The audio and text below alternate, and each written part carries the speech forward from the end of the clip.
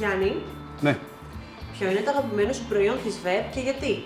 είναι το 2030, το καθαριστικό αντλίας Μπέκ πετρελαίου, γιατί είναι από τα πρώτα μας προϊόντα και κάνει τη διαφορά. Χριστίνα, Ναι, ποιο προϊόν πιστεύεις ότι αξίζει περισσότερο από όσο κοστίζει?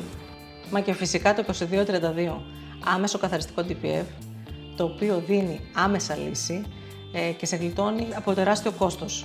Μπορεί και πάνω από 1.000 ευρώ. Γιάννη, Τι είναι πάλι. ποιο προϊόν θεωρείς ότι είναι το πιο παρεξηγημένο αλλά κάνει μεγάλη διαφορά? Θα έλεγα σίγουρα το 2053, το σπρέι ιστορικού χώρου, γιατί έχει πάρα πολλές εφαρμογές που δεν τις γνωρίζει ο πολλής κόσμος. Αν έπρεπε να κρατήσεις μόνο ένα προϊόν για το συνεργείο, ποιο θα διάλεγες? Το 2246 είναι το πιο δυνατό αντισκουριακό και σου γλιτώνει χρόνο, άρα και χρήμα. Ποιο προϊόν θα έδειχνε σε κάποιον που γνωρίζει τώρα τη ΒΕΠ? Πάλι το 2246 γιατί είναι το καλύτερο αντισκουριακό που υπάρχει στην αγορά. Περίμενα να σου δείξω. Αυτό εδώ. Αποθήκευσε αυτό το βίντεο εάν θέλεις και πάρ' του.